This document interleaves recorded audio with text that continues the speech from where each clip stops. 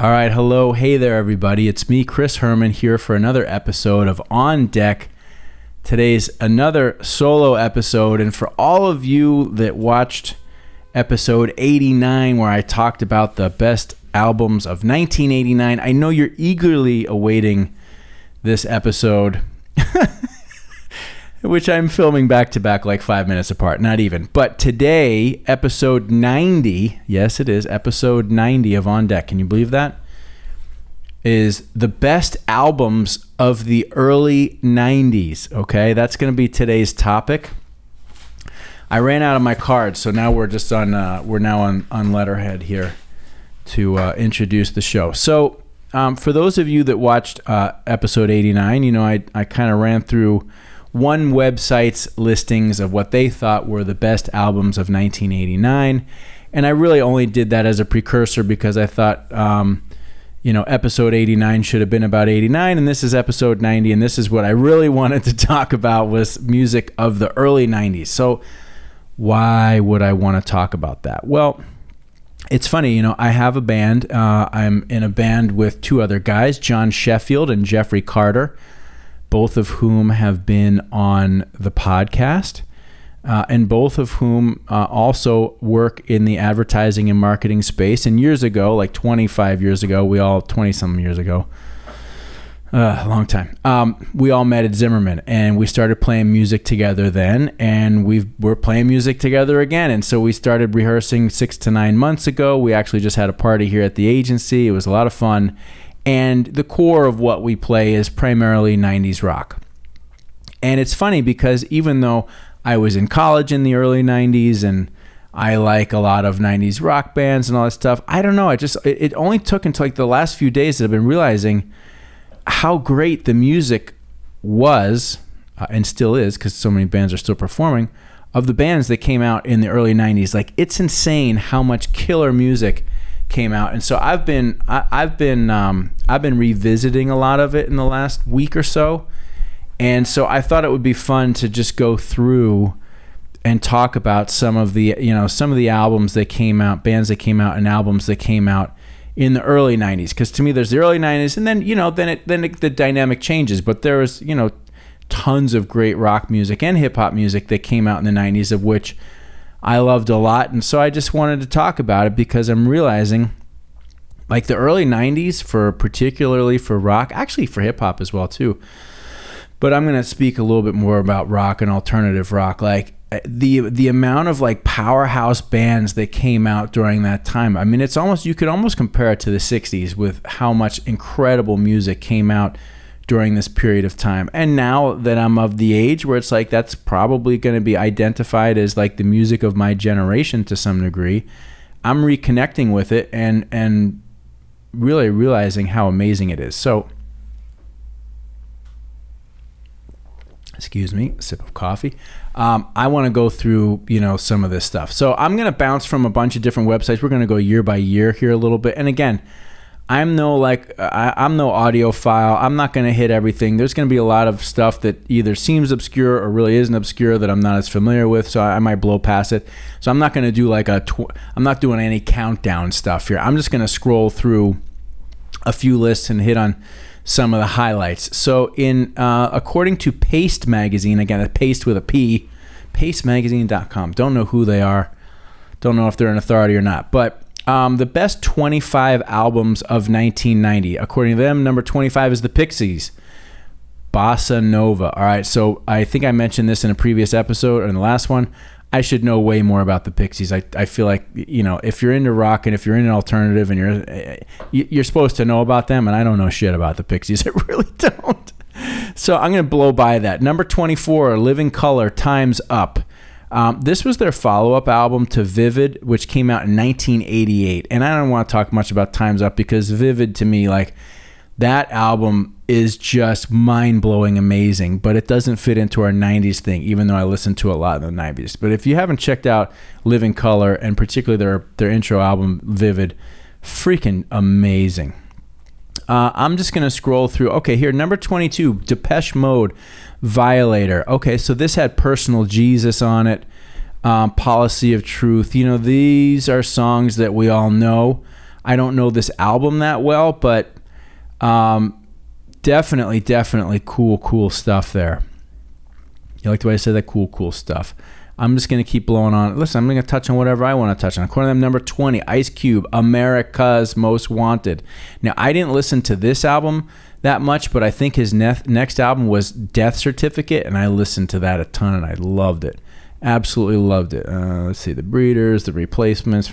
Okay, The Black Crowes, Shake Your Money Maker. Now, hey, little thing, let me light your candle, cause I'm however that goes. I'm pretty sure that's on this album. And if it's not, then I'm going to sound like a real ding-dong. But nevertheless, I actually just downloaded this album because I'd never had it, and I've never listened to it all the way through. And I'm actually really looking forward to listening to this album again. Not again, because I haven't listened to the first thing. I think I just know a few songs. But Black Crowes were like one of the few bands like through the 90s that were sort of unapologetically retro, and vintage, and definitely embraced more of that Rolling Stonesy, Beatlesy kind of sound. And they totally hung there through the 90s. So I'm really looking forward to listening to that. Let's see, Sinead O'Connor. Okay, Eric B. and Rakim. Don't know a lot about this album, but definitely know who they are. Alice in Chains, Facelift. That's before Dirt. So I'm just going to keep rolling until I hit something that really hits me. Okay, so here we go. Number 8. So in the previous episode, I talked about De La Soul. Here, according to this website, number 8, A Tribe Called Quest, People's Instinctive Travels and the Paths of Rhythm.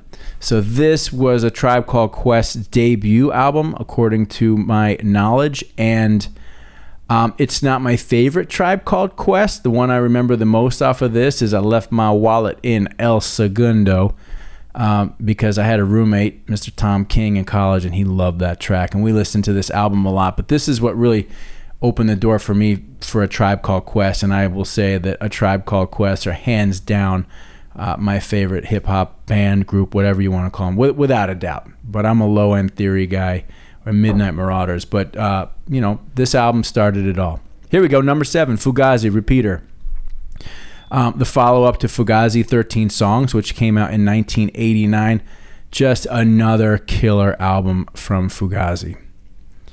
And here we go. So this is like the first album. This is number 4. This, to me, is like the first album that really begins what I would call 90s rock, even though their first album came out in 89.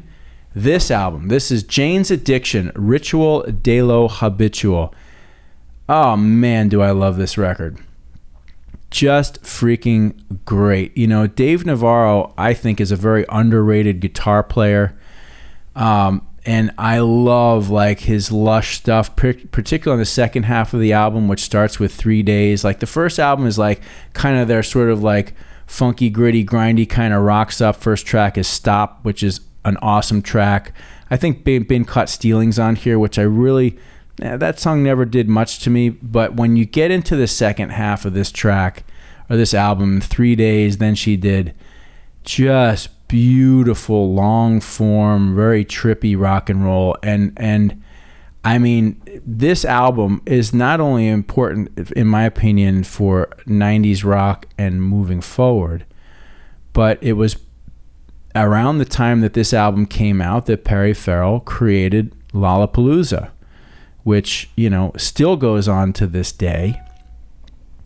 At the time, in 90, 91, whenever the first one was, I mean, it was like there was nothing else like it. It brought together all of these killer 90s bands. And for my time, in that time of my life, like that was the showcase for so much cool music. And I look at this album as really being a foundational element of that movement. So Jane's Addiction, Ritual de lo Habitual. Sonic Youth, listen to them a little bit. Not a huge fan, but not a fan. I understand and appreciate what they're about. Here we go. Number 2, Public Enemy, Fear of a Black Planet. Now, this album was killer. Still is. So powerful. So noisy. I think their production crew was called the Bomb Squad for Chuck D and Flava Flav. But, I mean, this was like my first real introduction into like really powerful, and the power of hip hop and what it could do from a message perspective. I know it was very militant. I know it was very pro-African American, and I know a lot of people would say, would have things to say about it, but I really, Welcome to the Terror Dome was a great song. I mean, there's so many great tracks on this album, and they're loud and they're noisy and they're just in your face. Freaking killer album. And then according to this site, number 1, Cocteau Twins. I can't tell you anything about that. But so that's 1990, right? So we're starting to get a little bit of a feel for what's about to happen. But I think most of us know that it was 1991, which was really the year that just blasted it all open. So in this one, I'm going to go backwards. Is this the same website, pastemagazine.com? Yeah, again, I don't know how Paste Magazine is. But I can't say that I disagree with a lot of their choices. So you can't talk about 90s rock, you can't talk about 90s music, and you can't talk about like the earth-shattering difference of basically almost everything that was before and everything was after without talking about clearly the number 1 album of 1991, which was Nirvana, Nevermind. I think anybody of my generation would probably be able to say they know exactly where they were the first time they heard Smells Like Teen Spirit. I know where I was. I was in Boulder, Colorado with some friends at some club downstairs. We were going to see a buddy's band. I don't remember who the band was. The club had a huge sound system, and they put on Smells Like Teen Spirit. And I remember my friend looking at me, he's like, this is the new Nirvana song. And like so many other people, when that song kicked in, I was like, holy shit, this is fucking awesome, right?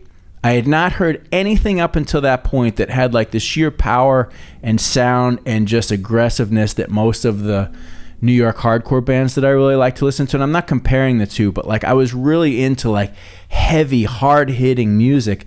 And that song came on, it was like, whoa, this is something I can really dig. And of course, they went on to change the world, and everybody knows the story. Now, I'm not going to tell you that I'm a huge Nevermind fan. Like, I don't listen to this album that much. There's tracks on here that I really like, but I've never been like a guy who listens to a lot of Nirvana. I don't know why. I just like, there's punk and hardcore bands that I like better, and there's 90s rock bands that I like better. But without a doubt, there's no way to even hit into the 90s without talking about this album, the importance of it, and how great it is, without a doubt. Number 2, My Bloody Valentine, Loveless. Now, this is an album I haven't listened to it enough, so I can't comment on it well. But I know this is one of those things that, like, if you're a real music and real, like, 90s rock fan, like, I should know way more about this. But I'm going to skip over it. Here we go. Number 3, Tribe Called Quest, Low End Theory, my ultimate favorite hip-hop album without a doubt. I mean, I can probably rap along every word, which I think you'd probably all find very amusing or even silly or, quite frankly, embarrassing. But I don't know that there's a song on this album that I don't know every word to. I just love this record. Tribe Called Quest, A Low End Theory. U2, Achtung Baby, right? Another, bigger rock band. I wouldn't identify them as 90s rock, but this was a big album for U2 and a big shift in their sound away from some of that older style and into a little bit more progressive and edgy and a little bit of a like an industrial techno kind of flavor going in there. So huge album. Here's another one. Okay, number 5, Pearl Jam, 10. I just listened to this album yesterday again for the first time in a long time. It is killer. I mean, everybody knows, the song Jeremy, but I mean, Alive is killer. Porch is killer. And, there's just Even Flow, Black. There's so many great songs on this record. So many. I think by far it's my favorite Pearl Jam album. And, here you go. You got Nirvana hitting it big out of the gates here. You got Pearl Jam coming out huge. REM, Out of Time. What do we got on here? Shiny Happy People. I was never a huge REM fan. Like, don't have anything against them. Not a huge fan. Next one, De La Soul is Dead. So this is the follow-up to 3 Feet High and Rising. Kind of a bookend type of album to A Tribe Called Quest. Low End Theory. We listened to this one a lot. So you had a lot of interesting things. Like you've got hip-hop really starting to develop, and you've got alternative rock starting to develop. Again, huge stuff here. Here's another one. Soundgarden, Bad Motorfinger. Freaking killer album. I think it opens with Rusty Cage and then into Outshined. I mean, how much... Like, Soundgarden were so big and so powerful, and their playing was amazing and like sludgy, but Chris Cornell's vocals, incredible. Probably one of, if not the best rock vocalist of all times. Boom. In this lump. Nirvana, Pearl Jam, Soundgarden. Okay?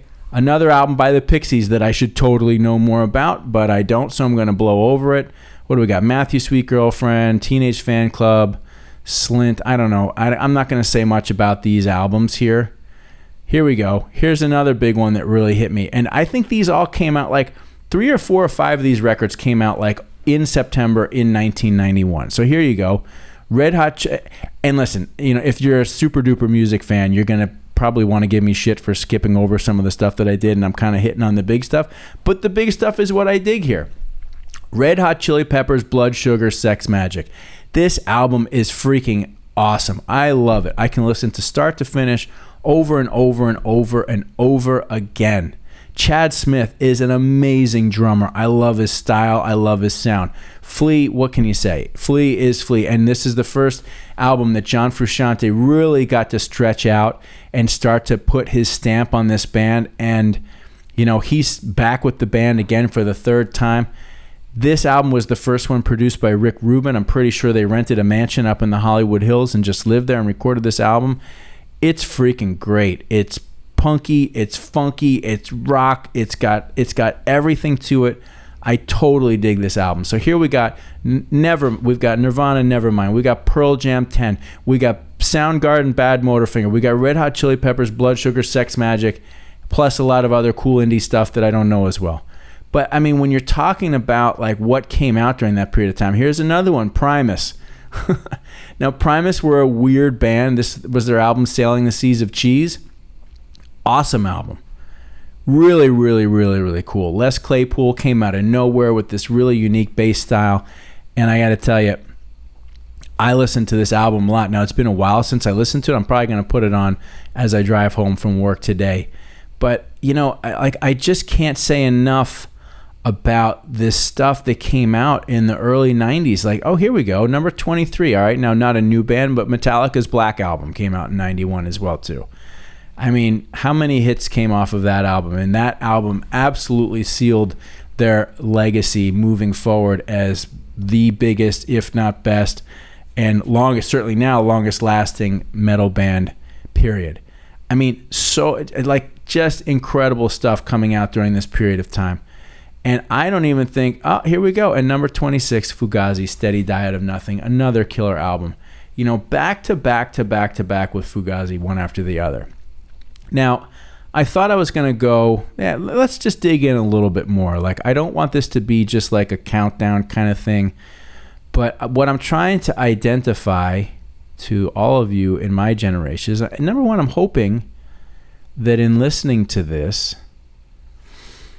that you're going to go back and listen to some of this music, because it's easy to move on and, you know, and just check out different stuff. But I mean, for those of us particularly that were in our late teens, early 20s or whatever, 20s during this period of time, like, it's just, I don't know if there's another time in recent years in the 2000s or 2010s or even now where you just had so many killer musical acts coming out. I mean, just like Jane's Addiction, Nirvana, Soundgarden, Pearl Jam, Public Enemy, Tribe Called Quest, Living Colour. I mean, and you still had some of the big ones, you know, out there. You know, Prince was still out putting out music. Neil Young still putting out music. So that's 91. Let's take a look at 92 real quick. I'm gonna try and go a little bit faster here because I'm really just talking to myself here, but maybe okay, here we go. 1992, according to this website, youdiscovermusic.com.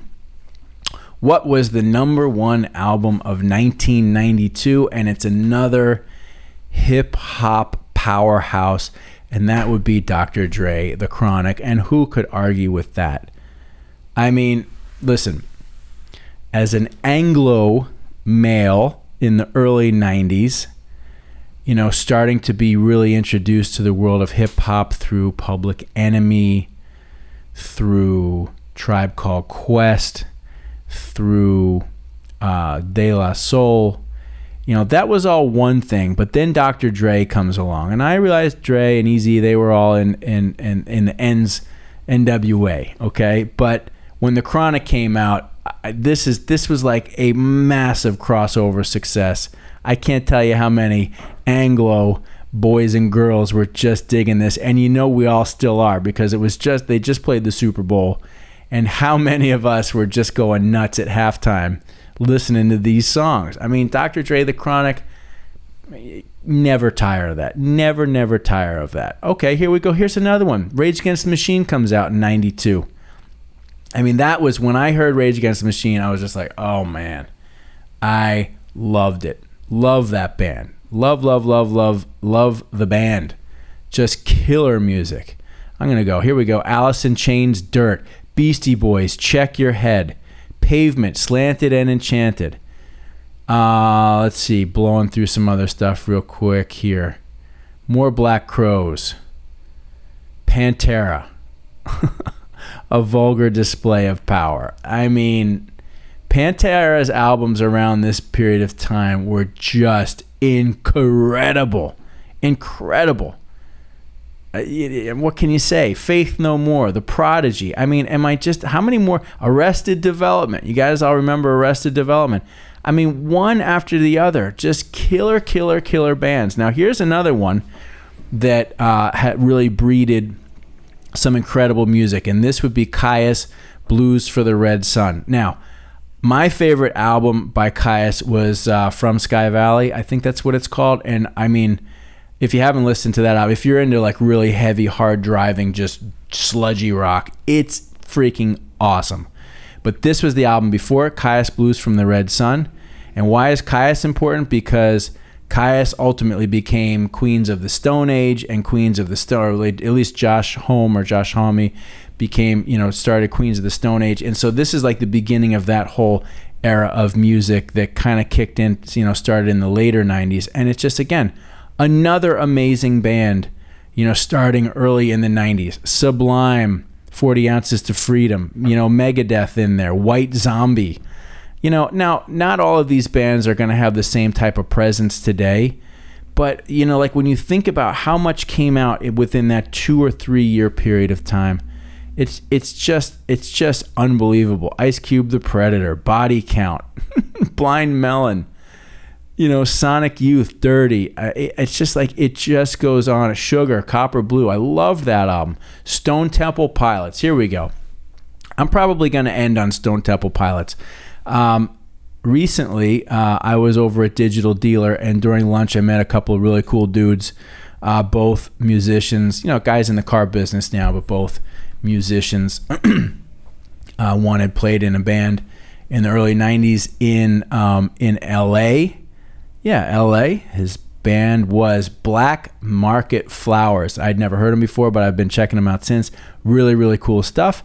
And another guy I was talking to, big Stone Temple Pilot fan. In fact, so much so that he actually auditioned to replace Scott Weiland in the band. So here we go. Album 51, according to this year, is the Stone Temple Pilots. Here we have another powerhouse band. Now, I for some reason, I always liked the Stone Temple Pilots, but only recently have I gone back and really started listening to their stuff. And watching some of their live performances. Freaking great band. Really great musicianship, killer drummer. Robert DeLeo, the bass player, is a really phenomenal bass player, and Dean DeLeo, the guitar player, I didn't realize how much I overlooked him as a player. This guy is freaking solid. He's got the Jimmy Page stuff. He's got the 70s glam and kind of trashy stuff. He's got a little bit of that metal heaviness thrown into his playing. When you really start listening to Stone Temple Pilots and some of their, many hit songs, they're really well written and super cool songs. And watching some of their live performances, particularly the ones in the early 2000s when Scott was still alive, I mean, they sound great. Scott's voice sounds great. The band is playing great. I mean, and so, here we go. Like within 2 years, you got Public Enemy, you got Tribe Called Quest, you got Dr. Dre, you got Nirvana, you got Pearl Jam, you got Soundgarden, you got Stone Temple Pilots. I mean, you got Metallica, you got the Red Hot Chili Peppers. To say that 90s rock is somehow anything other than freaking incredible, and I realized I said rock and I just talked about a bunch of hip-hop bands. So, oh well, whatever, who cares? It's just like, it's phenomenal when you look at the quality of music that hit the scene in the early 90s. The next year you start talking about Tool and Lenny Kravitz, and it's just, the list just goes on and on and on. So I think I'm probably going to just kind of time out there for a second, because I'm rambling. There's no doubt about it. Don't know how many of you will actually hang in here till the end with me on this. But, I love music. I love guitar-driven rock. I love hip-hop. Older hip-hop. I mean, I guess, I'm dating yourself. You get to a certain age, and there's certain music that you really just identify with. And the funny thing is as I've gotten older, I didn't realize that how much this music is actually part of my, my inner soul. And going back and really listening to it a lot lately, and going through these lists just reminds me how fortunate I am and how thankful I am to have been alive to go through and be part of this music and see it all, and see, I mean, almost every one of these bands I saw live multiple times. Haven't so much in the last few years. I'd like to see them again, but really, really great music. I mean, does it mean that this is the only, era of music that I think is great? No. I mean, would I love to see other bands? Of course, I mean, to be able to see Zeppelin or the Stones or the Beatles or any one of them in a prime, or Hendrix, I mean, of course. I mean, who wouldn't? But really, really, really cool second wave of incredible rock and roll, supplemented by alternative and hip hop in the early 90s. So yeah, check it out, man. Check it out, ladies and gentlemen. If you haven't jumped back into your roots and listened to some of this music from the 90s, if you grew up and went through that period of time, get back in there. Feel some of those feelings, get moving again with some of this stuff, because it's really cool. I can't say enough about it. It stimulated me to want to add a whole bunch more songs to my band's set list. I've already got like 3 or 4 that I'm working on right now. And so, 90s rock, best album of the early 90s for episode number 90 here on deck with me. That's right, Chris Herman. Friday, May 13th is when we're recording this. It's Friday the 13th. Woo! Oh, may we all make it through the day. Thanks, everybody. I appreciate it. We'll see you later. Okay, bye-bye.